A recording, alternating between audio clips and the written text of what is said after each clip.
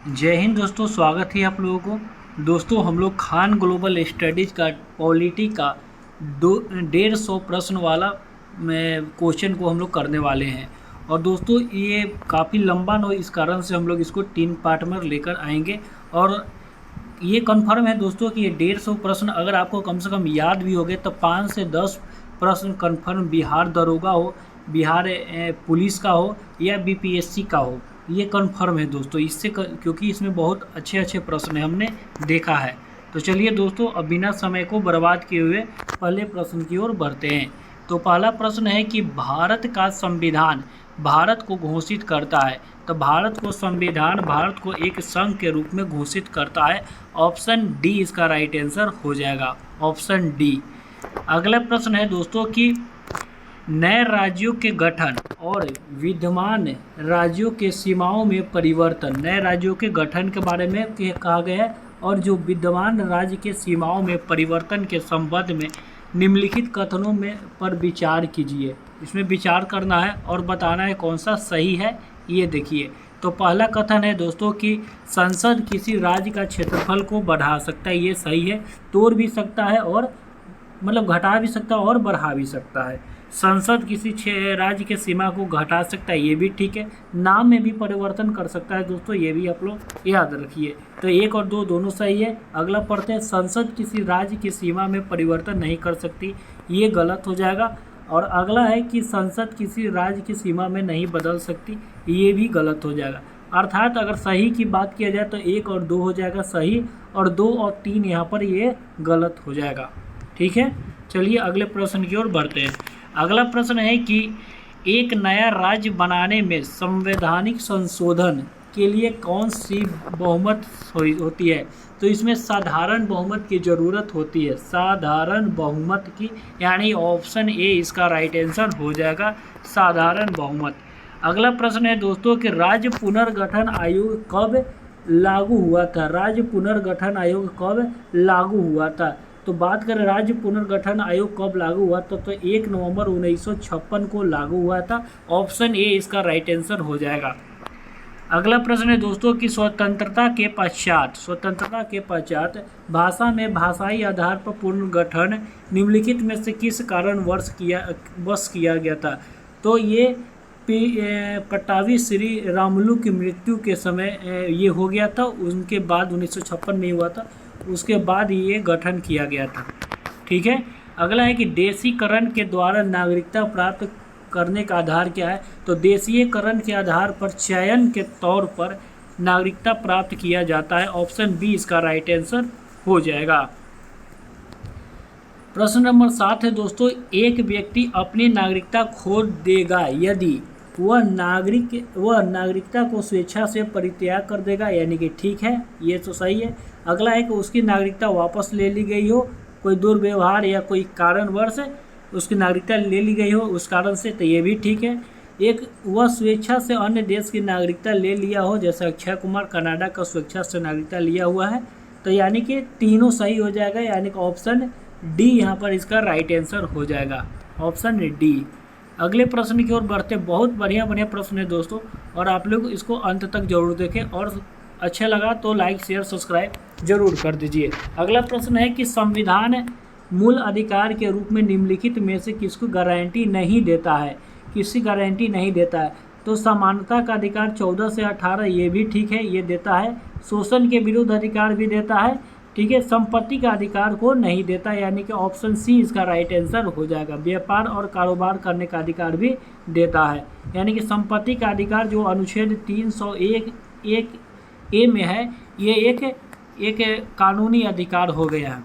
ठीक है, अगला प्रश्न है कि धर्म आदि के आधार पर विभेद का प्रतिषेध भारत के संविधान के अनुच्छेद 15 में मूल अधिकार है। ठीक है, जो किसके अधीन वर्गीकृत किया गया है। तो बताना है कि अनुच्छेद 15 में जो है वो किसके अधीन किया गया। तो समानता के अधिकार के वर्ग में वर्गीकृत किया, यानी कि डी इसका राइट आंसर हो जाएगा, समानता का अधिकार। अगला प्रश्न है 10 नंबर प्रश्न है कि निम्नलिखित में से कौन से अधिकार भारतीय संविधान के अनुच्छेद 32 के अंतर्गत प्रवर्तित किया जा सकता है। ठीक है, तो मौलिक अधिकार को दोस्तों हम लोग अनुच्छेद 32 के अंतर्गत देखते हैं, यानी कि बी इसका राइट आंसर हो जाएगा। अगला प्रश्न है कि किस अनुच्छेद के तहत व्यक्ति को अपने मूल अधिकार के उल्लंघन के उपचार पाने का अधिकार। तो मूल अधिकार के उल्लंघन के उपचार अनुच्छेद 32 के हो जाएगा ऑप्शन डी। अगला प्रश्न है कि मूल अधिकार का निम्न में से कौन सा वर्ग अस्पृश्यता को समाप्त कर सकता है। तो 14 से या 18 के बीच में जो भी आएगा वो समानता का अधिकार होगा, और अस्पृश्यता अनुच्छेद 17 में है, यानी कि समानता ऑप्शन बी इसका राइट आंसर हो जाएगा। अगला प्रश्न है कि संस्थाएं और संघ बनाने का अधिकार किस प्रकार का अधिकार है। संस्थाएं और संघ बनाने का अधिकार ये किस प्रकार का अधिकार है। तो ये केवल नागरिकों को ग्रांतिक स्वतंत्रता का अधिकार, ऑप्शन बी इसका राइट आंसर हो जाएगा, ऑप्शन बी। अगला प्रश्न है दोस्तों कि निवारक निरोध अधिनियम के अंतर्गत एक व्यक्ति को बिना मुकदमा चलाए बंदी बनाया जा सकता है। तो अधिकतम ये 3 माह के लिए बनाया जा सकता है, ऑप्शन बी इसका राइट आंसर हो जाएगा। प्रश्न नंबर 15 है दोस्तों कि संविधान के अनुच्छेद 25 के अनुसार धर्म की स्वतंत्रता का अधिकार किसके अधीन नहीं है। तो ये सामाजिक व्यवस्था के अधीन है, स्वास्थ्य के अधीन है, सदाचार के अधीन हो जाएगा, मानववाद के अधीन नहीं हो सकता, ऑप्शन डी इसका राइट आंसर हो जाएगा। अगला प्रश्न है दोस्तों निम्नलिखित रीटों में से किस एक का अक्षरांश अर्थ शरीर के अपने पास लाए, यानी कि बंदी को प्रत्यक्षीकरण करना, यानी कि ऑप्शन बी इसका राइट आंसर हो जाएगा। 17 नंबर प्रश्न है निम्नलिखित में से कौन सा रीट यानी कि याचिका मानव स्वतंत्रता का सर्वोकृत अवधूत है। तो वही हो जाएगा बंदी को प्रत्यक्ष करना, यानी प्रत्यक्षीकरण हो जाएगा, ऑप्शन सी। 18 नंबर प्रश्न है कि निर्देश तत्व क्या है। तो निर्देशक तत्व एक अवाद्य योग है। निर्देशक तत्व क्या है, अवाद्य योग। प्रश्न नंबर 19 है कि भारत के संविधान में कल्याणकारी राज्य का आदर्श किसमें प्रतिस्थापित है। तो कल्याणकारी राज्य किसमें प्रतिस्थापित है। तो राज्य के नीति निर्देशक तत्व में, यानी ऑप्शन 20 का राइट आंसर हो जाएगा। प्रश्न नंबर 20 है दोस्तों कि निम्नलिखित में से किसने नीति निर्देशक तत्व को ऐसा चेक बताया जिसका भुगतान बैंक अप की सुविधा पर निर्भर करते। तो ये केटी शाह ने बताया था, अर्थात ऑप्शन डी यहाँ पर राइट आंसर हो जाएगा। अगला 21 नंबर प्रश्न है कि भारतीय संविधान का कौन सा भाग अंतर्राष्ट्रीय शांति और सुरक्षा का प्रति राज्य के लिए उत्तरदायी उल्लेख है। ये आर्टिकल पहले बात कर लेते अंतर्राष्ट्रीय शांति सुरक्षा आर्टिकल 51, यानी कि ये राज्य के नीति निर्देशक तत्व में हो जाएगा, ऑप्शन सी यहाँ पर राइट आंसर हो जाएगा। अगला है दोस्तों कि इसमें से कौन सा सुमेलित नहीं है, ये पकड़ना है। तो अनुच्छेद 39A जो कहा गया समान न्याय एवं निःशुल्क विधि सहायता, ये ठीक है, ये बोला गया, ऑप्शन ए ठीक है। ऑप्शन बी है ग्राम पंचायतों का संगठन, ये भी ठीक है। अनुच्छेद यूनिफॉर्म सिविल कोड यानी कि समान सिविल संहिता, ये भी ठीक है, 44 ठीक है। और कार्यपालिका का न्यायपालिका से अलग के जो है वो अनुच्छेद 50 के अंतर्गत हो जाएगा, अनुच्छेद 50 के अंतर्गत, ठीक है। अगला प्रश्न है दोस्तों कि निम्नलिखित में से कौन भारत के राष्ट्रपति के निर्वाचन हेतु गण में सम्मिलित नहीं है बात करना है। तो कौन है जो राष्ट्रपति के चुनाव में भाग नहीं लेता है। तो लोकसभा के निर्वाचित सदस्य तो लेते हैं, ये ठीक हो जाएगा। राज्यसभा के निर्वाचित सदस्य भी लेते हैं। राज्य विधानसभा के बात किया गया, ये भी लेते, निर्वाचित सदस्य हो जाएंगे। लेकिन राज्य विधान परिषद के जो है वो नहीं लेते, यानी कि ऑप्शन डी ही इसका राइट आंसर हो जाएगा, ऑप्शन डी इसका राइट आंसर हो जाएगा। अगला प्रश्न है कि भारत के राष्ट्रपति का निर्वाचन करने के लिए निम्नलिखित पद्धतियों में से एक का अनुसरण किया जाता है, किस एक का अनुसरण किया जाता है? तो केवल अनुपातिक प्रतिनिधित्व नहीं हो, केवल अनुपातिक प्रतिनिधित्व नहीं होता है, ये याद है। केवल यहाँ पर गलत हो जाए, अनुपातिक प्रतिनिधित्व होता है लेकिन केवल नहीं। केवल फर्स्ट, ये तो इसी गलत हो जाए, फर्स्ट पास्ट द पोस्ट, ये प्रणाली ये नहीं हो जाएगा। अगला सी है कि एकल संक्रमणीय मत प्रणाली, ये ठीक है। एकल संक्रमणीय मत प्रणाली के तहत ही राष्ट्रपति का चुनाव होता है।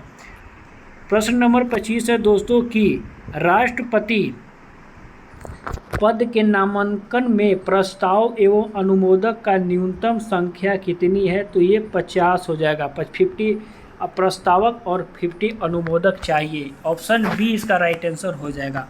ठीक है। अगला प्रश्न है दोस्तों कि राष्ट्रपति के उम्मीदवार के लिए क्या आवश्यक नहीं है? तो राष्ट्रपति के उम्मीदवार के लिए क्या आवश्यक नहीं है ये बताना है। तो 35 वर्ष होना चाहिए, ठीक है, 35 वर्ष होना चाहिए। पढ़ा लिखा नहीं होना चाहिए, यही गलत है दोस्तों, यानी यही इसका राइट आंसर हो जाना। कोई भी राष्ट्रपति के लिए संविधान में ये वर्णित नहीं है उनका शिक्षण क्वालिफिकेशन का क्या अथी है, वो नहीं बताया गया है, यानी कि इसका बी ही इसका राइट आंसर हो जाएगा। प्रश्न नंबर 27 है कि राष्ट्रपति की क्षमा आदि की शक्ति है। तो किस क्षमा किसके संदर्भ में होता है? विधायी शक्तियाँ में नहीं, न्यायिक शक्तियाँ में हो जाएगा। ऑप्शन बी इसका राइट आंसर हो जाएगा।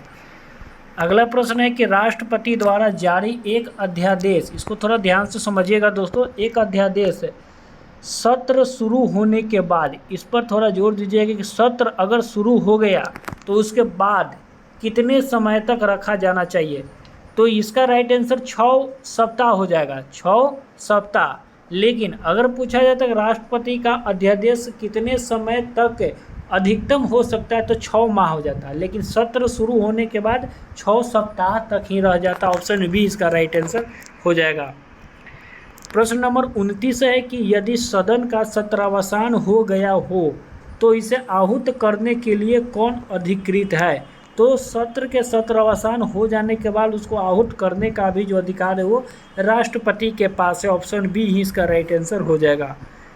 प्रश्न नंबर 30 है कि संघ के कार्यपालिका शक्ति है, संघ की कार्यपालिका शक्ति निहित होती है तो राष्ट्रपति के पास में निहित होती है। ऑप्शन बी इसका राइट आंसर हो जाएगा। भारतीय संविधान के अनुसार मानव का दुर्व्यवहार एवं बलात्श्रम, मानव का दुर्व्यवहार और बलात्श्रम किस अनुच्छेद में है? निषेध, ये किस अनुच्छेद में है? तो अनुच्छेद 23 हो जाएगा। अगर रहता कि 14 वर्ष से कम उम्र के बच्चों के लिए कारखानों में, मतलब खतरनाक कारखानों में प्रचलित, तो वो अनुच्छेद 24 हो जाता है। प्रश्न नंबर 32 है कि द्रौपदी मुर्मू भारत के कैवी राष्ट्रपति हैं? तो ये 15वीं राष्ट्रपति हो जाएंगे, 15वीं राष्ट्रपति। ठीक है, ऑप्शन सी। अगला प्रश्न है दोस्तों 33 नंबर प्रश्न है कि भारत के संविधान में उद्देशिका यानी प्रस्तावना के बारे में कौन सा कथन सही है ये बताना है। तो उद्देशिका स्वयं न्यायालय में प्रवर्तनीय नहीं है, ये ठीक है, स्वयं प्रवर्तनीय नहीं है। उद्देशिका उन उद्देश्यों को बताती है जिन्हें संविधान स्थापित करना और आगे बढ़ाना चाहिए, ये भी ठीक है।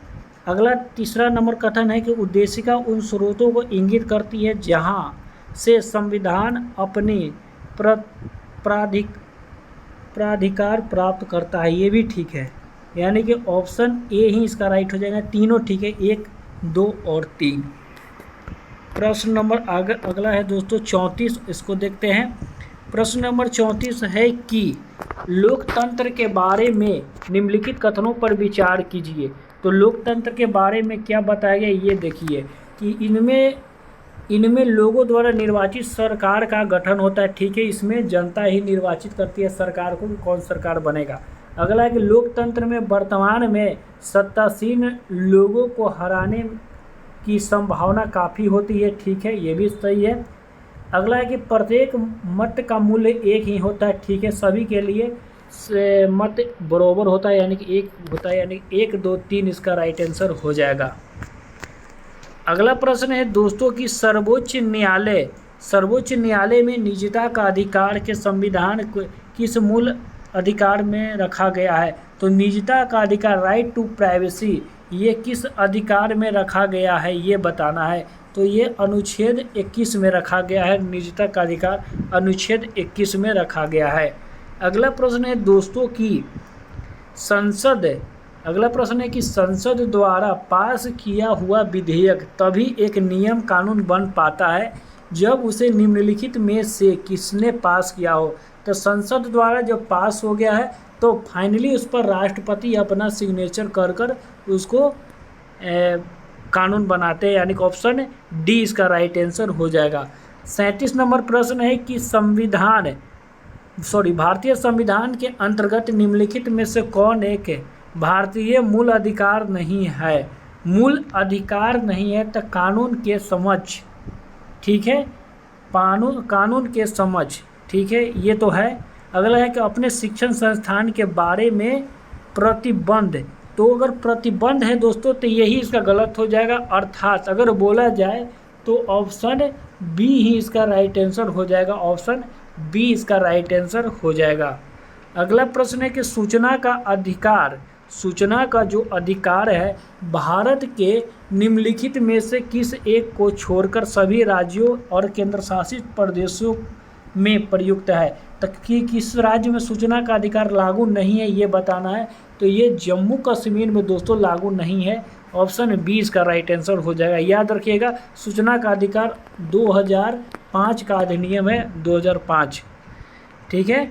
अगला प्रश्न है और बहुत ही अच्छा प्रश्न है दोस्तों कि भारत के दोनों लोकसभा और राज्यसभा में कोरम के लिए कुल सदस्यों का कौन सा अंश होता है। तो एक कोरम पूरा के लिए 1/10 होता है। ये भी याद रखिए कि विपक्ष का नेता या विपक्ष का पार्टी बनने के लिए भी 1/10 मत प्राप्त होना चाहिए सदनों में, तो ही आप विपक्ष का भी बन सकते हैं। 40 नंबर प्रश्न है दोस्तों कि संविधान का कौन सा भाग नीति निर्देशक तत्व वाले उल्लेख है। तो भाग संख्या 4 में ऐसा उल्लेख है नीति निर्देशक तत्व, इसको आप लोग याद रखिएगा। अगला प्रश्न है कि भारत की कौन सी अनुसूची बताना है जो भाषा के संदर्भ में है। तो भारत के अनुसूची 8 जो है जिसमें 22 भाषा के उल्लेख है, अनुसूची 8 हो जाएगा। अगला प्रश्न है कि डॉक्टर राजेंद्र प्रसाद कितने वर्ष तक राष्ट्रपति रहे थे। तो डॉक्टर राजेंद्र प्रसाद कुल 12 वर्ष तक राष्ट्रपति रहे थे, ऑप्शन सी इसका राइट आंसर हो जाएगा। प्रश्न नंबर 43 है दोस्तों कि सर्वोच्च न्यायालय के न्यायाधीश अपना त्यागपत्र किसको देते हैं। तो सर्वोच्च न्यायालय के न्यायाधीश अपना त्यागपत्र राष्ट्रपति को देते हैं, ऑप्शन बी इसका राइट आंसर हो जाएगा, राष्ट्रपति को देते हैं, ठीक है। अगला प्रश्न 44 नंबर है कि निर्वाचक आयुक्त को पद से हटाया जा सकता है। तो निर्वाचक आयुक्त के बात किया गया उसके पद से हटाने का, तो देखिए दोस्तों निर्वाचक आयुक्त को पद से हटाया उसको राष्ट्रपति हटा सकते हैं। सबसे पहला याद रखिए कौन हटा सकते हैं, राष्ट्रपति हटा सकते हैं, और मुख्य निर्वाचन आयुक्त की सलाह लेकर ही। तो यहाँ राष्ट्रपति ऑप्शन में नहीं है, अर्थात ऑप्शन डी हो जाएगा इसका राइट आंसर, डी इसका राइट आंसर हो जाएगा। अगला प्रश्न है कि राज्यसभा के संदर्भ में निम्नलिखित में से कौन सा कथन सही नहीं है। कौन सा कथन सही नहीं है ये बताना। और राज्यसभा के संदर्भ में राज्यसभा एक अस्थायी सदन है, ये ठीक है। अगला है कि इसके 1/3 सदस्य प्रत्येक 2 वर्ष पर रिटायर्ड होते, ये भी ठीक है। अगला प्रश्न है कि राज्यसभा का गठन 1952 में हुआ था। नहीं, राज्यसभा का गठन अगर बात किया जाए तो 3 अप्रैल 1952 में हुआ था, 1952 में हुआ था, अर्थात सी इसका राइट आंसर हो जाएगा, सी। राज्यसभा में 12 सदस्य राष्ट्रपति द्वारा मनोनीत होते, ये भी डी भी सही था। अगला प्रश्न है योजना किस सूची में आता है। तो कोई भी योजना जो है उस समवर्ती सूची में आता है, ऑप्शन डी इसका राइट आंसर हो जाएगा। अगला प्रश्न है दोस्तों कि राज्यसभा में अधिकतम सीटों की संख्या कितनी हो सकती है। तो तो अधिकतम सीटों की संख्या की बात किया जाए तो ये 250 हो जाएगा। कितनी हो, 250 हो जाएगा, 250 याद रखिएगा, ऑप्शन सी इसका राइट आंसर हो जाएगा 250। अगला प्रश्न है दोस्तों कि जो सदस्य लोकसभा के अध्यक्ष का चुनाव करते हुए होते हैं, तो लोकसभा के जो अध्यक्ष का चुनाव करते हैं ये लोकसभा के ही मेंबर लोग कर देते हैं, लोग अपने लोकसभा के अध्यक्ष। और जो लोकसभा में वरिष्ठ जो नेता होते हैं उन्हीं को ये चुना जाता है। ऑप्शन डी इसका राइट आंसर हो जाएगा। प्रश्न नंबर 49 है कि भारत के राष्ट्रपति जिन सदस्यों द्वारा चुने जाते हुए हैं वे क्या हैं? वे लोकसभा के होते हैं, ठीक है, राज्यसभा के होते हैं, वो भी ठीक है, पार्लियामेंट एवं राज्य विधानसभा के होते हैं, ये दोनों एक साथ दे, यानी कि ऑप्शन सी ही इसका राइट आंसर हो जाएगा। ऑप्शन सी इसका राइट आंसर हो जाएगा। अगला प्रश्न है कि इनमें से कौन से राष्ट्रपति किसको कौन भारत के राष्ट्रपति द्वारा नियुक्त नहीं है? तो कौन सा नियुक्त नहीं है?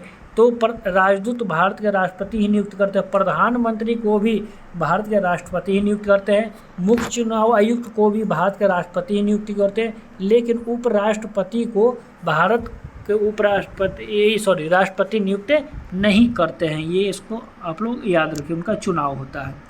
अगला प्रश्न है कि विभिन्न राजनीतिक दलों को स्वीकृति राष्ट्र पार्टी एवं प्रादेशिक पार्टी के रूप में कौन प्रदान करता है? तो कोई भी राष्ट्रीय दल की घोषणा करना कि कौन सा राष्ट्रीय पार्टी है और कौन नहीं है, ये चुनाव आयुक्त करता है, ठीक है। अगला प्रश्न है दोस्तों कि पंचायती राज लागू हुआ था, तो पंचायती राज कब लागू हुआ था ये बताना है। तो पंचायती राज